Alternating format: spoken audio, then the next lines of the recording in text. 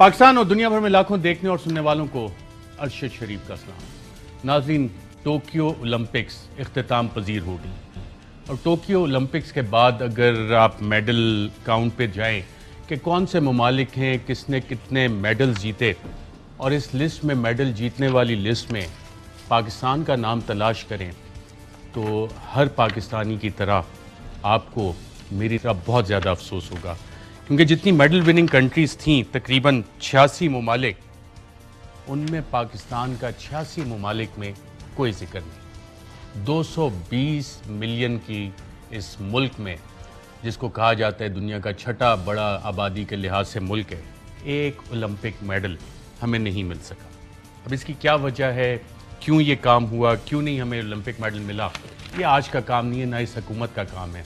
इस हुकूमत में तो यकीनन ज़्यादा जिम्मेदारी इस तरह भी आती है कि हमारे वज़ीर आज़म ख़ुद एक स्पोर्ट्समैन हैं और पाकिस्तान जब भी किसी विक्ट्री स्टैंड पे जाता है, चाहे वो ओलंपिक्स का हो, हॉकी में माजी में हम जाते रहे, क्रिकेट का वर्ल्ड कप हमने जीता, तो अक्सर बड़ी बड़ी कॉन्फ्रेंसेस में एक सवाल होता है, बड़े बड़े लोग बैठे होते हैं, बड़े बड़े मुफक्किर बैठे होते हैं, बास तो बहुत मिलियंस ऑफ रुपीज़ की कंसल्टेंसीज भी करते हैं कि जी पाकिस्तान का सॉफ्ट इमेज प्रोजेक्ट करना है, हमने अपना नैरेटिव बनाना है, दुनिया को बताना है जी हम एक पुरअमन मुल्क है, हमें कौमी यकजहती पैदा करनी है।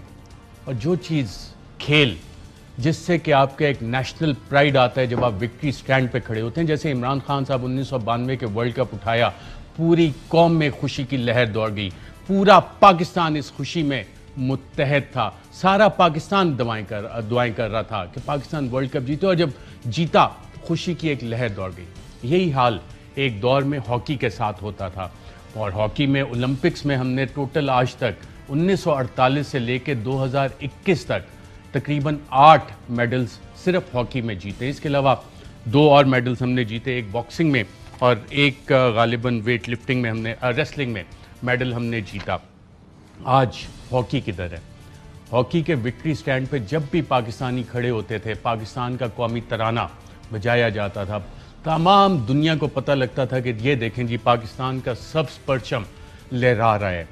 आज 74 साल बाद जब हम नज़र डालते हैं कि जनाब टोक्यो ओलंपिक्स में पाकिस्तान का कौमी तराना कितनी दफ़ा बजाया गया, कितनी दफ़ा लोग पाकिस्तान के कौमी तराने के लिए खड़े हुए, कितनी दफ़ा पाकिस्तान का सब्ज़ परचम लहराया गया, तो जब आप मेडल टेबल देखते हैं तो हर पाकिस्तानी की तरह आपका सर भी शर्म से झुक जाना चाहिए।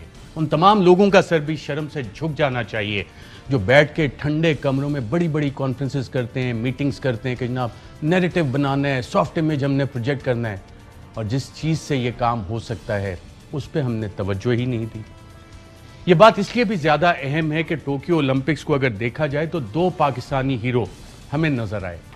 जेवलिन थ्रो के हवाले से अरशद नदीम, हमने इसके लिए क्या किया, लेकिन अरशद नदीम और तलहा तैयब, इन दोनों का हम पे एहसान ये कि इन्होंने हमें उम्मीद दिलाई है, जैसे कि तलहा तालिब और अरशद नदीम, कि पाकिस्तानी कौम में टैलेंट मौजूद है, ज़रूरत किस चीज़ की है, एक सरपरस्ती की।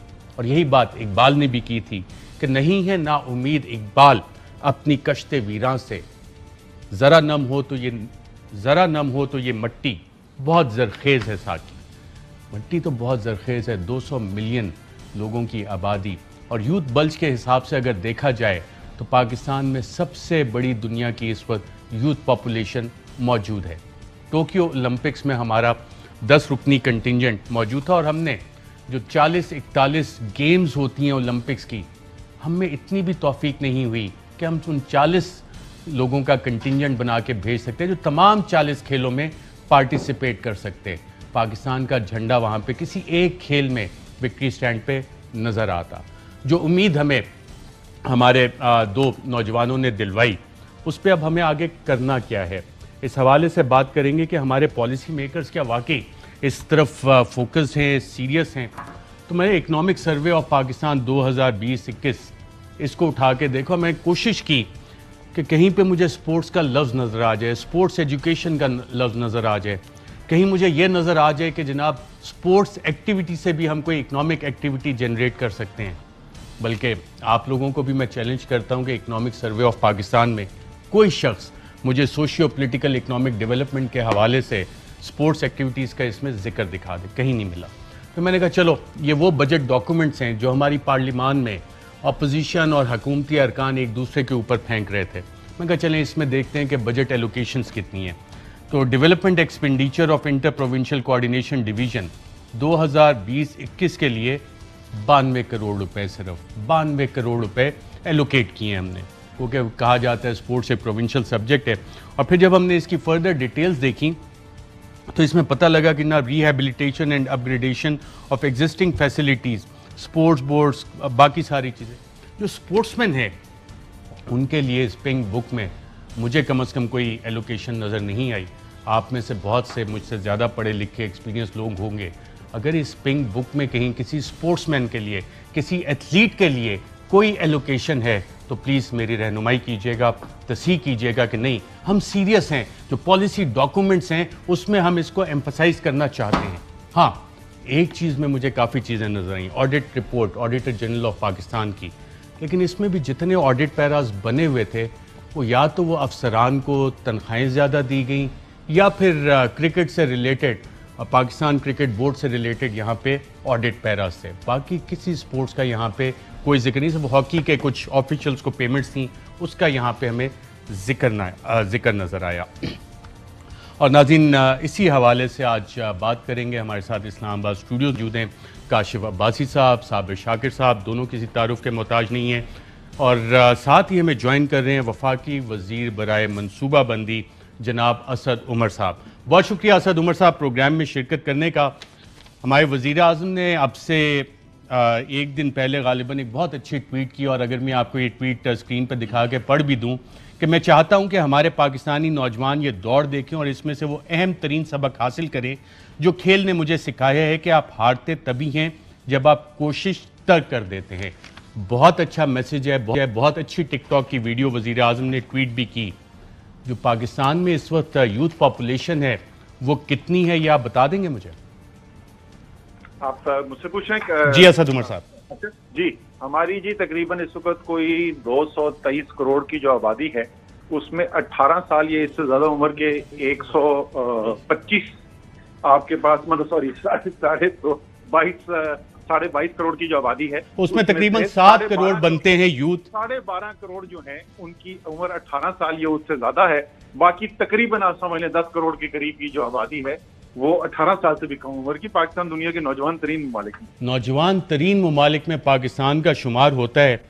और मुझे तो बहैसियत पाकिस्तानी मैं ओलंपिक मेडल काउंट देख रहा था, 88 ममालिक में पाकिस्तान का मैं नाम ढूंढता रहा, मुझे कहीं नज़र नहीं आया और मेरा सर शर्मिंदगी से झुक गया।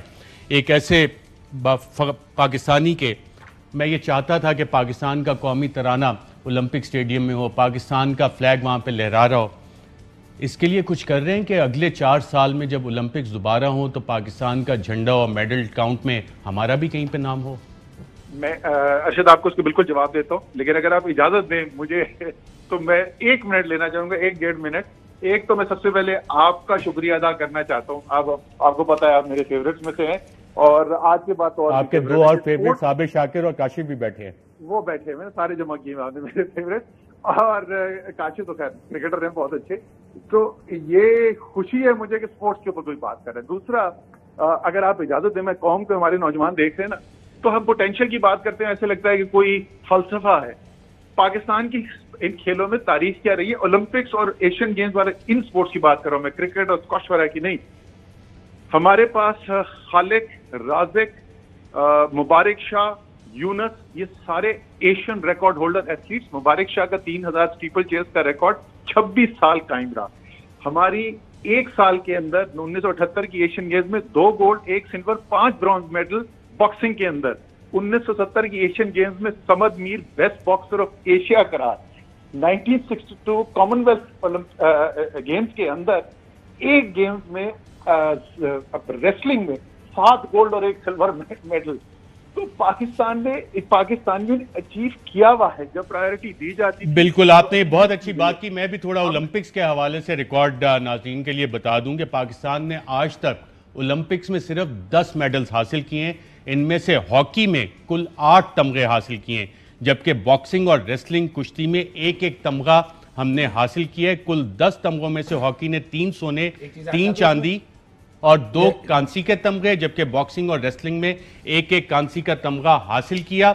हॉकी में पाकिस्तान ने पहला चांदी का तमगा 1956 की मेलबर्न ओलंपिक्स में लिया। 1960 के रोम ओलंपिक्स में पाकिस्तान हॉकी टीम ने सोने का तमगा जीता। 1964 के टोक्यो ओलंपिक्स में पाकिस्तान ने चांदी का तमगा हासिल किया। 1968 के मैक्सिको ओलंपिक्स में भी पाकिस्तान ने सोने का तमगा हासिल किया। 1972 के म्यूनिख ओलंपिक्स में पाकिस्तान की हॉकी टीम ने चांदी का तमगा हासिल किया। 1976 की मॉन्ट्रियल ओलंपिक्स में हॉकी टीम ने कांसी का तमगा हासिल किया। 1984 की लॉस एंजल्स ओलंपिक्स में पाकिस्तानी हॉकी टीम ने तीसरी मर्तबा सोने का तमगा हासिल किया। पाकिस्तानी टीम ने 1992 की बार्सिलोना ओलंपिक्स में आखिरी दफा 1992 के बार्सिलोना ओलंपिक्स में आखिरी दफा कांसी का तमगा हासिल किया। वाज़ेह रहे कि 1992 के बार्सिलोना ओलंपिक्स के बाद गुज़िश्ता तकरीबन 30 सालों से पाकिस्तान ने कोई तमगा हासिल नहीं किया, जबकि 2016 की रियो डी जनेरो और 2021 की टोक्यो ओलंपिक के लिए पाकिस्तानी हॉकी टीम ने क्वालिफाई भी नहीं किया। गुज़िश्ता तकरीबन 3 दहाइयों से कोई तमगा नहीं है। असद उमर साहब जी बिल्कुल, इसमें एक चीज ऐड कर दूं असद साहब, अगर इजाजत दें। जी जी, ये जो बॉक्सिंग का एक तमगा Hussain Shah, if I am not mistaken, बिल्कुल 1988 उन्होंने कांसी का तमगा लिया था। जरा उनकी हालत देखे आज क्या है। मैंने कहीं स्टोरी देखी थी उनकी कि शायद वो कोई रिक्शा या टैक्सी चलाते थे, समथिंग ऑफ द सॉर्ट। दूसरा ये अब जो सवाल आपने अरशद आपने पूछा था, मैं उसका जवाब देता हूँ कि कुछ क्या कर रहे हैं कि नहीं। देखें, हम सब ने भी खास तौर पे जो स्पोर्ट्स में ज्यादा इंटरेस्टेड है, हमने भी वजीर आजम से कहा कि जी आप अभी इतना वर्ल्ड क्लास एक स्पोर्ट्समैन पाकिस्तान का प्राइम मिनिस्टर हो, वो जाहिर है उनकी तरजीहात जो हैं गरीबों को मुश्किल से निकालना है, मईशत भी ठीक करनी है, एनर्जी भी ठीक करना है, लेकिन हमने कहा जी पाकिस्तान के नौजवानों के लिए खेल भी बड़ी अहम चीज है। और मैं अरशद आपको बताऊं ये कितनी अहम चीज है। मैं 2013 के इलेक्शन में नेशनल कैंपेन मैनेजर था पीटीआई का, तो मैंने 73 जलसे किए प्राइम मिनिस्टर के साथ, उस वक्त के चेयरमैन इमरान खान के साथ। सबसे ज्यादा जो रिस्पॉन्स मिलता था ना नौजवानों से, वो जिस वक्त इमरान खान कहते थे मैं हर तहसील में ग्राउंडें बनाऊंगा, तो नौजवान आपका स्पोर्ट्स चाहता है। तो थर्सडे को अच्छी खबर ये है, थर्सडे को उन्होंने स्पोर्ट्स पे मीटिंग बुला ली है, फेमिना मिर्जा ने प्रेजेंटेशन करनी है और स्पोर्ट्स पॉलिसी के ऊपर प्राइम मिनिस्टर बिल्कुल सही है। सर आप मिनिस्टर फॉर प्लानिंग भी हैं, ये फेडरल बजट 2021-22 मेरे पास है, इसका भी मैं जवाब देता हूँ जी। इसका भी जवाब देता हूँ। जो आप बजट बुक देख रहे हैं ना, आपने देखी है इंटर प्रोविंशियल कोऑर्डिनेशन का जो है, जिसके नीचे स्पोर्ट्स बोर्ड आता है, वो जैसे आपने कहा कि वो ज्यादातर प्रोविंशियल होता है। इसी बजट के अंदर हायर एजुकेशन कमीशन का अगर आप उठाकर देखेंगे, उसके अंदर 2 नौजवानों की स्पोर्ट्स के लिए स्कीम हमने डेवलपमेंट प्रोग्राम के अंदर डाले हैं। एक है टैलेंट हंट प्रोग्राम जो 21 मुख्तलिफ स्पोर्ट्स के लिए है और वो सारे पाकिस्तान में फैला हुआ है। दूसरा मेरे ख्याल में उससे भी ज्यादा एक्साइटिंग प्रोग्राम है और वो है हाई परफॉर्मेंस स्पोर्ट्स एकेडमी बनाने का। और ये मॉडर्न साइंटिफिक लाइंस पे जो आप बात कर रहे थे ना अभी, इसके अंदर जो है वो बाकायदा जो उसका मुझे लफ्ज बायोमैकेनिक की लैब भी है, जो मॉडर्न सतह से जिस तरीके से आजकल स्पोर्ट्स की जा रही है, जिस वजह से आप compete नहीं कर रहे, उसके लिए इन्वेस्टमेंट है।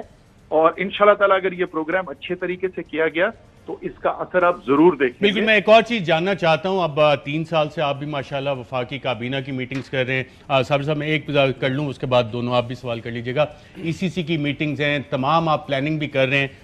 ये जानना चाह रहा हूं कि पिछले 3 साल में क्या ये फोकस इसी तरह से आया? हमें ये पता था कि ओलंपिक एकदम तो नहीं, उस वक्त हमने कोई इस हवाले से तैयारी की।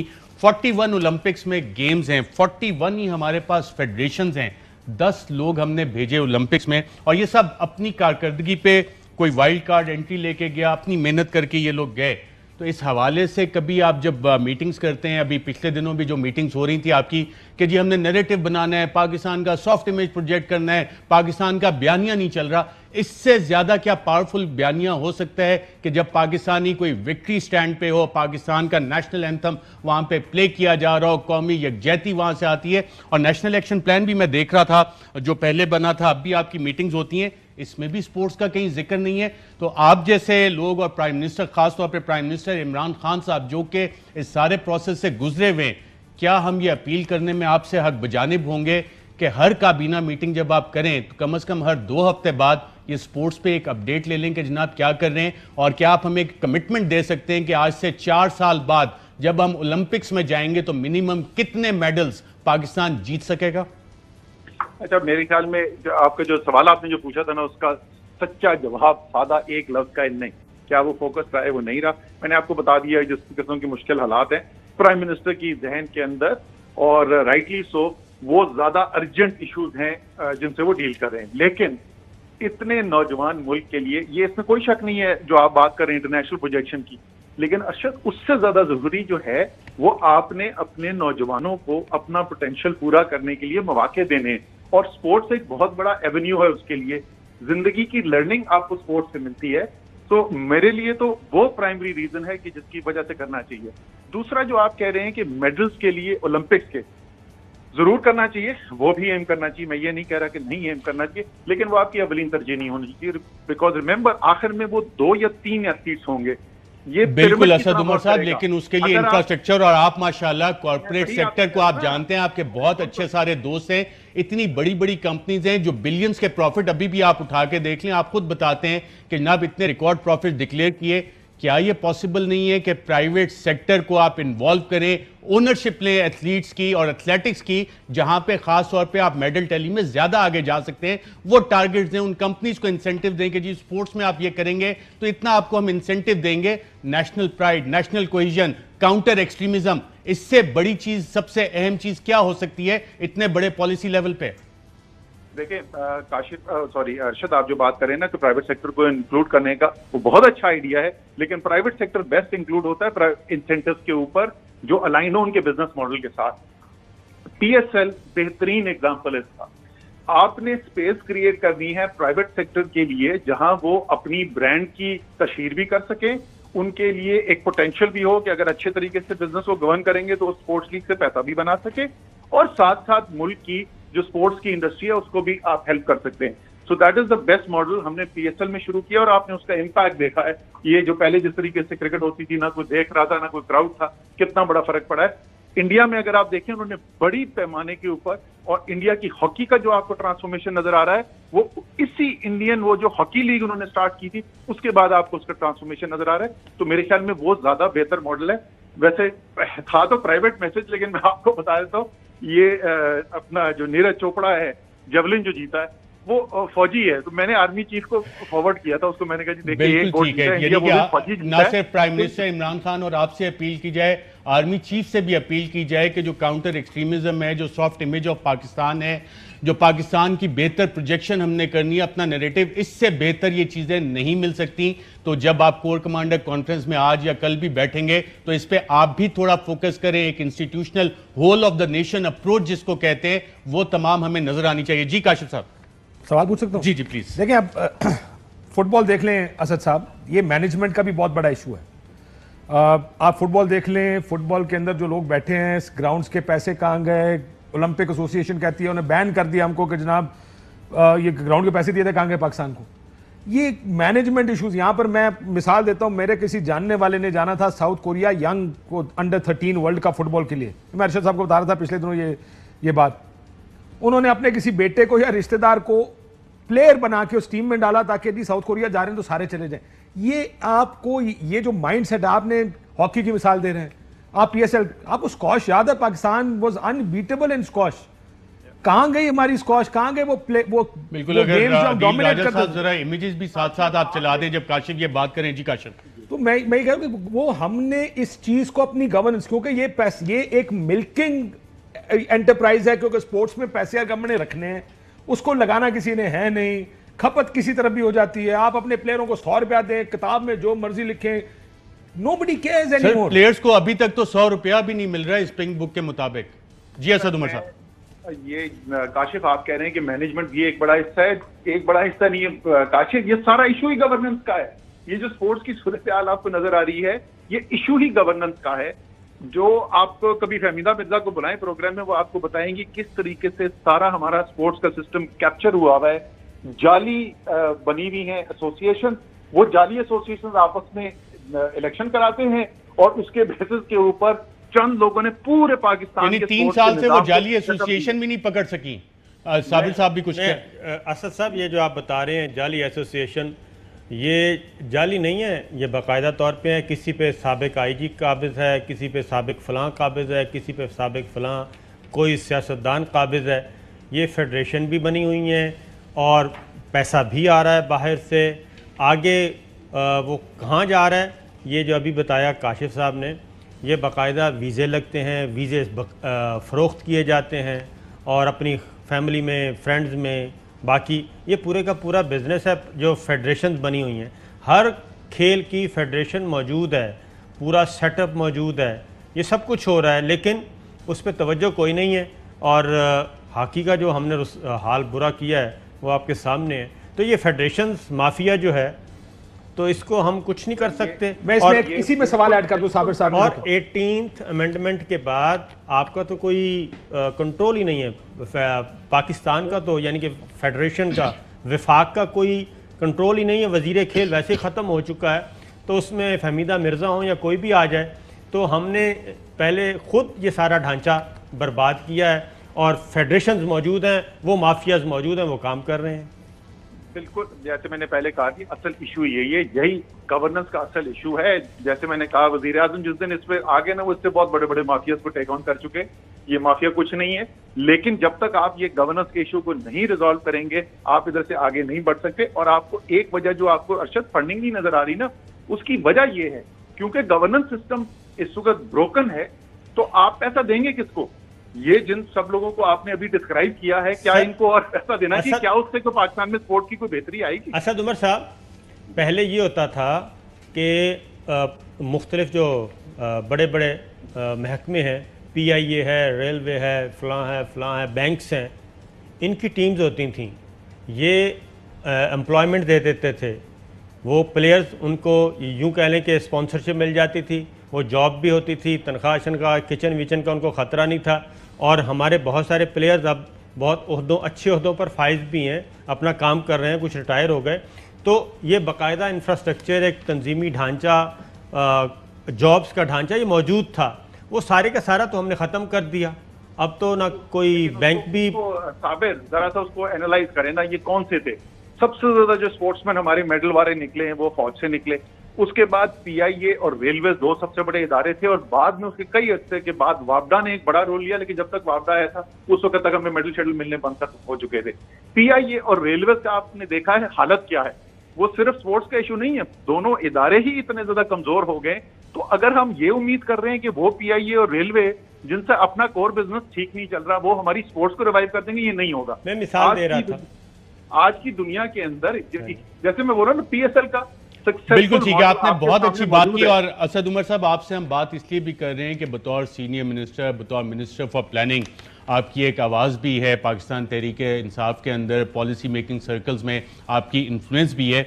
जो साबिर शाकिर साहब ने बात की कि अगर हम ओलंपिक्स में स्पोर्ट्स देखें तो तकरीबन 41 स्पोर्ट्स हैं, और पाकिस्तान फेडरेशन जितनी है इन तमाम स्पोर्ट्स की बनी हुई हैं। PSL ऑब्वियसली एक अच्छा इकदाम है, अच्छी अंडरटेकिंग है, सारा कुछ। इन 41 स्पोर्ट्स को हमने क्यों यतीम छोड़ा हुआ है? इनका भी क्या उतना हक नहीं है? और मेडल टेबल पे जब हम जाते हैं, ओलंपिक्स को जब हम फोकस करते हैं, तो ये 41 स्पोर्ट्स हैं जो हमें मेडल दिलवा सकते हैं। इन पे फोकस के लिए आप क्या कर सकते हैं? सर, मैंने जैसे कहा ना, मेरा तो इस वक्त सिर्फ सिंगल एक इंटरवेंशन का टारगेट है, और वो मैंने वजीर आजम की जो तरजीहात हैं उसमें कोशिश करनी है कि स्पोर्ट्स उनको अपनी तरजीहात में ऊपर ले। जिस दिन इमरान खान ने अपनी तरजीहात में शामिल कर दिया, ये जो 20-20 साल से फैसले फंसे हुए ना, और जो आपको नजर आ रहा है कि नहीं हो रहा, ये इंशाल्लाह ताला आपको होता हुआ नजर आ जाएगा। सबसे पहला स्टेप होगा गवर्नेंस सिस्टम, ये जो फेडरेशन और ये सब हमने बात की, वो ठीक होगा, पैसा आ जाएगा। पैसा ज्यादा स्पोर्ट्स में चाहिए भी नहीं।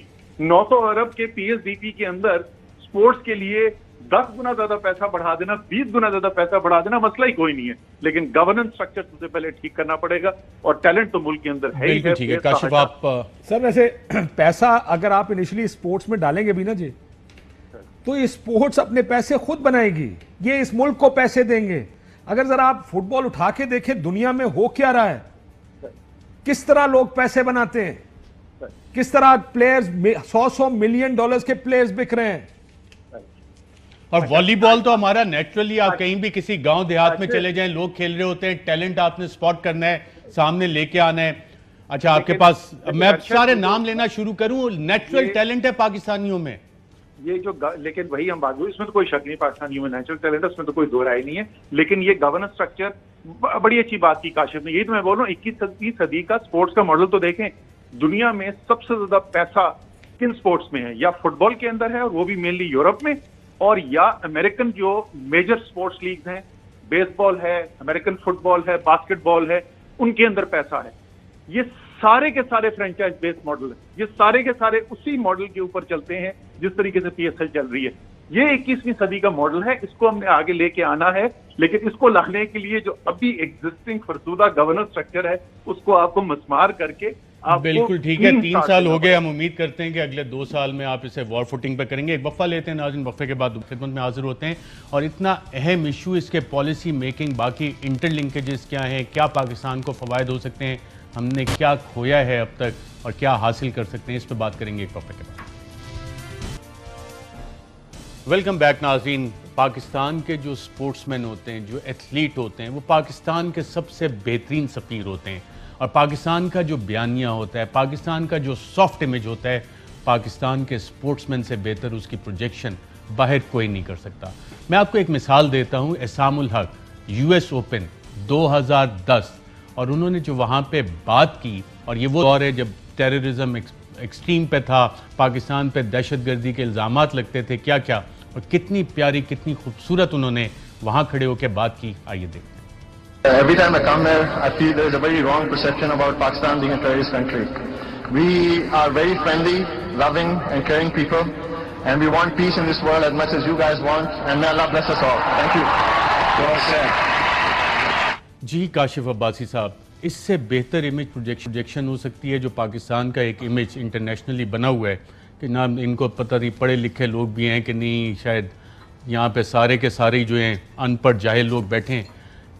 काउंटर एक्सट्रीमिज्म स्पोर्ट्स से बेहतर हो सकती है? देखिए, एक दफ़ा मैं अमेरिका में था, जिसको आप कह रहे हैं ना कि इमेज क्या है, तो एक अमेरिकी खातून को इस बात पे बड़ी हैरानगी हुई कि मैं अंग्रेज़ी भी बोल लेता हूँ। उनका ख्याल था कि सारे शायद कंधों पे बंदूकें लेकर और किसी रगेड एरिया में इसी तरह घूमते फिरते रहते हैं और एक दूसरे को मारते रहते हैं, और कुछ नहीं है पाकिस्तान में। और स्पोर्ट्स से बेहतर ये आपने चलाया, मुझे बड़ी खुशी इसलिए हुई कि वैसे एक होती ना एक चीज़ आपके जहन में होती है, इससे बड़ा एम्बेसडर क्या हो सकता है कि ये ऑडियंस वो है जिसमें से अक्सरियत को शायद पाकिस्तान का इल्म ही नहीं होगा कि पाकिस्तान क्या है, किधर है। ये तो अब उस टाइम तक पता चल गया था कि पाकिस्तान क्या और किधर है, लेकिन इसमें इस तरह के लोग थी वो ये एक ये शनाख्त बनाते हैं, ये ऑल्टरनेट एक इमेज दे रहा है मेरा भाई उधर खड़े होके कि मैं पाकिस्तान हूं और मैं पाकिस्तानी हूं। और इंटरनेशनल फोरम्स पर इमेजिन आपका एक प्लेयर, आपका एक एथलीट वर्ल्ड गोल्ड मेडल जीते, उससे बड़ा आपका क्या रिफ्लेक्शन जाएगा कि पाकिस्तान क्या है। ये पाकिस्तान में एथलीट्स भी होते हैं, वो गोल्ड मेडल्स भी जीते हैं। दुनिया में अगर कोई गोल्ड मेडल जीता है या कोई मुल्क इस वक्त कंपीट कर रहे हैं कि सबसे ज्यादा गोल्ड्स किसके पास आएंगे, इस वजह से नहीं है कि वो मुल्क बड़े हैं, क्योंकि वो अपनी स्पोर्ट्स में इन्वेस्ट करते हैं, वो अपने स्पोर्ट्समैन में इन्वेस्ट करते हैं। अगर ये नेशनल प्राइड आता है, नेशनलिस्टिक स्पिरिट आती है, देखिए आप सबसे ज्यादा कोहेजन आती है। सबसे ज्यादा किस वक्त एक्साइटेड होते हैं? जब इंडिया पाकिस्तान का मैच होता है और पाकिस्तान इंडिया। आपको याद होगा शारजा वाला जो जावेद मियादाद ने छक्का लगाया था, अगर दिल राज साहब वो प्ले कर दें, ये शारजा पे पूरी कौम का क्या मूड था, क्या किस तरह से के सेंटीमेंट से आपको याद होगा काशिफ भाई, बच्चे थे हम उस दिन। बेनजीर भुट्टो साहब का जलसा, if I am not mistaken, Pindi में था, मैं पिंडी में रहता था, आधा दिन हमने ऊपर गुजारा था छत पे, आई वाज वेरी यंग उस टाइम पे, और बाकी का मैच हमने वापस आके देखा। उससे पहले तौसीफ ने एक स्कोर लिया था।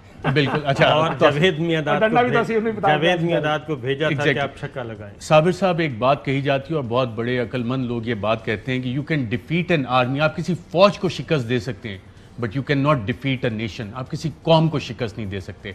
और कौमें बनती कैसे हैं, कौमों में जो कौमी वकार और कौमी फ़ख्र कैसे आता है, वो जब आप विक्ट्री स्टैंड पे इंटरनेशनली कम्पीट करके खड़े होते हैं। आप माशाल्लाह बहुत सारी ब्रीफिंग्स, मीटिंग्स, सेमिनार, कॉन्फ्रेंसेस में जाते हैं, गए भी हैं, जिसमें हमेशा बात होती है पाकिस्तान का बयानिया क्या बनाया जाए, पाकिस्तान का इमेज कैसे प्रोजेक्ट किया जाए।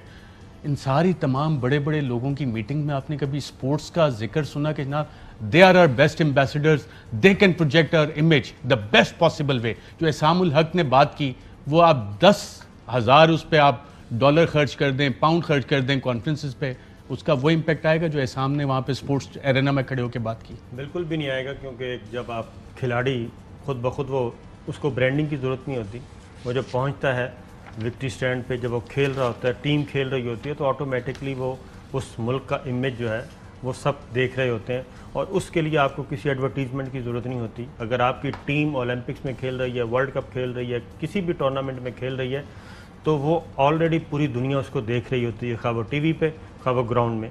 एक बात। दूसरी बात, ये जो डिक्लाइन है, एक तो मैं army chief general Qamar Javed Bajwa साहब से अपील करूँगा, रिक्वेस्ट करूँगा कि वो भी ये फेडरेशन में जितने भी रिटायर्ड लोग बैठे हैं, आर्मी कहीं कोई रिटायर्ड जनरल साहब बैठे हैं अरसा दराज से, इन सब कितने सालों से बैठे हैं, आरिफ हसन साहब बेशुमार है सर, बेशुमार लोग हैं 2004 से जी, तब से कोई मेडल नहीं आया ओलंपिक्स सर, कहीं नहीं आया।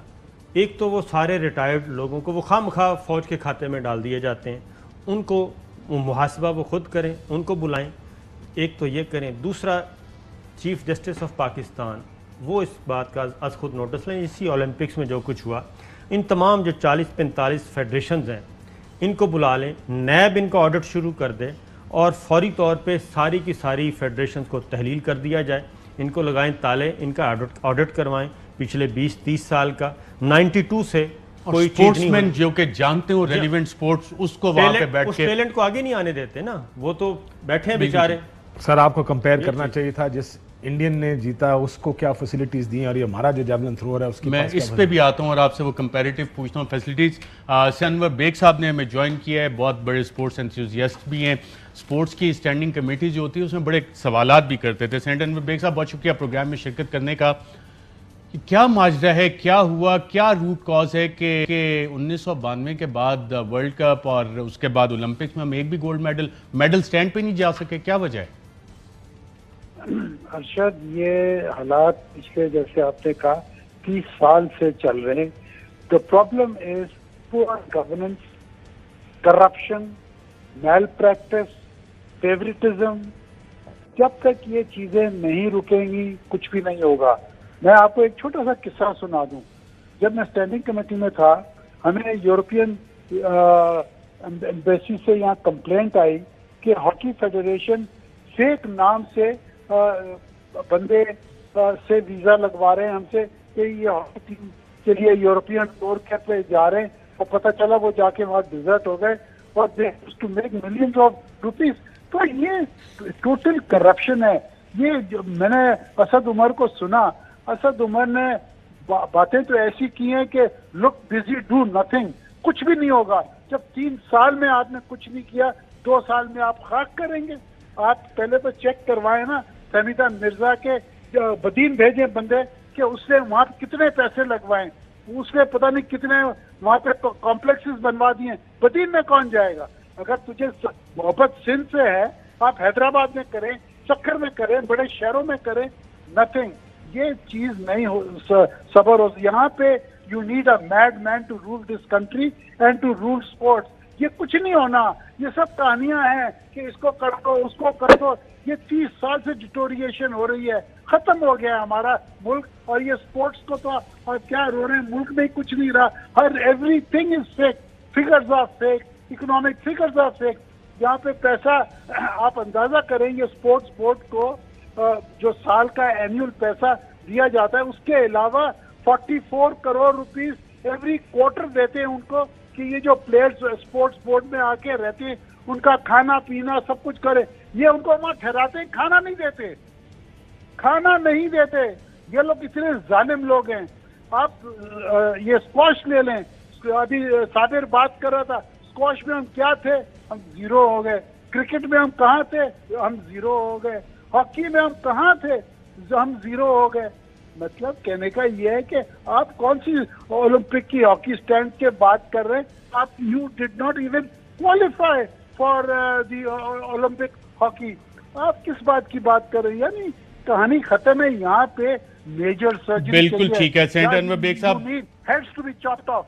ये सारी फेडरेशन 41 फेडरेशन 41 ओलंपिक के स्पोर्ट्स हैं, इन तमाम को जैसे साबिर शाकिर चेक करें इनको पैसे किधर कितने गए हैं और पैसे लगे किधर हैं। एक ऑडिट टीम बिठाएं कि चलें इस पे मेरा ख्याल हम लोग इसको एज अ नेशनल ड्यूटी करके कम से कम मैं तो इस पे नाज़रीन काम शुरू करना हूँ। आप सबकी दुआएं भी चाहिए होंगी। एक वफ़ा लेते हैं, वफ़े के बाद दोबारा आते हैं। काशिफ साहब ने एक बात की कंपैरेटिव कि जी बाकी ममालिक अपने स्पोर्ट्समैन के साथ क्या करते हैं, जब वो विक्ट्री स्टैंड पे जाते हैं तो उनके पीछे जो नेशनल स्पिरिट होती है, सपोर्ट होती है, वो कितनी होती है, इस पर बात करेंगे एक वफ़े के बाद।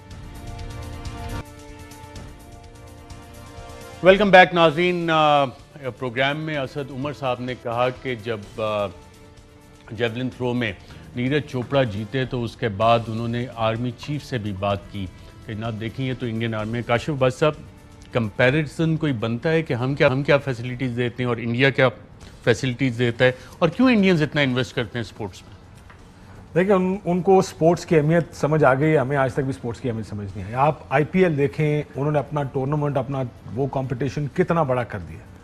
आप सिर्फ जो हमारे पीसीबी का और जो कंपनीज हैं, जो हमारी फ्रेंचाइजीज हैं, उनका कॉन्ट्रैक्ट्स देखें, ऐसा लगता है कि पीसीबी इन लोगों से पैसे निचोड़ने के लिए बैठी है। उन्होंने एक टूर्नामेंट खड़ा करके दिया, वो फ्रेंचाइज जो शायद चंद 100 करोड़ की बिकी, वो हजारों करोड़ों में चली गई उनकी प्राइस इंडिया में।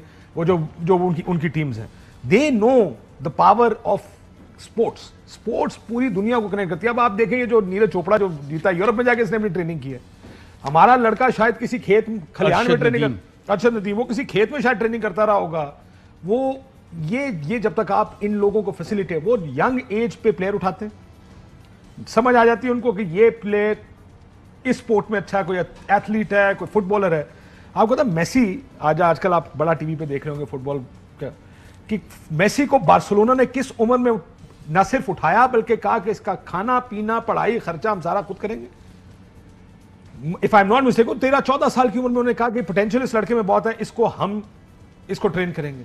हमारे यहाँ पे जो साबिर साहब बात कर रहे थे, इस वक्त अगर आपकी ओलंपिक्स टीम जा रही होगी ना, तो उसमें अगर 11 प्लेयर होंगे तो 7 बंदे ऐसे होंगे जो किसी के रिश्तेदार होंगे, जिसका मकसद ये होगा कि यार उन्हें टोक्यो जाना, तो यार मैं सरकारी खर्चे थे तनवी ले जाना। मैंने आपको मिसाल दी, साउथ कोरिया जाना था, वो अपने बच्चे को या किसी रिश्तेदार को बनाया उस टीम का हिस्सा ऑन पेपर, उसके साथ ले गए। खेलना खुलना क्या, खेलना तो 11 लड़कों ने जो दूसरे 11 लड़के थे। ये माइंडसेट है पाकिस्तान का। हमारे यहाँ इस सारे को ये गाय समझते हैं कि जिससे दूध निकालना और निचोड़ना। हमने स्पोर्ट्स को निचोड़ा है। हमने खिलाड़ी, हॉकी प्लेयर्स, मुझे अख्तर रसूल साहब क्या कहते हैं, मैं एक दफ़ा उनसे मिला, अख्तर रसूल साहब ने मुझे कहा, कहते हैं जी प्रॉब्लम यह है कि मेरे पास जो लड़का था उसकी ये मसल ही नहीं होता, अब पाकिस्तान टीम में आएगा तो मैं उसका मसल कितना बना लूंगा। This should happen at a very early age. बिल्कुल ठीक है।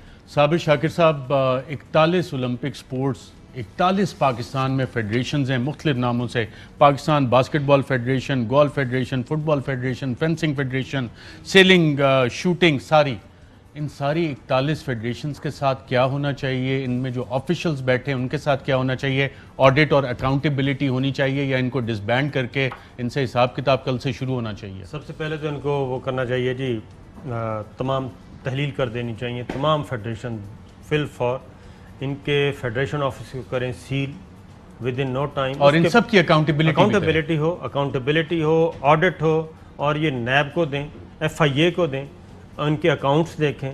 ये जो हम बात कर रहे हैं, कितने लोग बाहर गए, एसोसिएशन,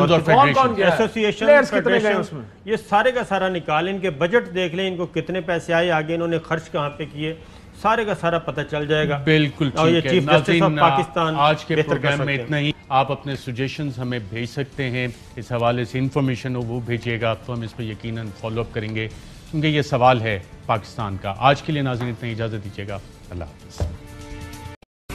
अहम तरीन खबरें अब एक क्लिक की दूरी पर, आपके पसंदीदा टॉक शोज हों या अहम मुल्की या गैर मुल्की शख्सियात की न्यूज कॉन्फ्रेंसेस, हर लम्हा बाखबर रहने के लिए सब्सक्राइब करें हमारा YouTube चैनल। मौसम की सूरत हाल हो या खेल के मैदान से खबरें, अपने मोबाइल फोन से मुल्की और बैनुल-अक़वामी अहम खबरों तक रसाई के लिए डाउनलोड कीजिए मोबाइल ऐप। बावसूख ज़राए से मुसद्दिका खबरों, तज्ज़ियों और तबसरों से मुस्तफ़ीद होने के लिए विजिट कीजिए पाकिस्तान की सबसे बड़ी न्यूज वेबसाइट www.arynews.tv।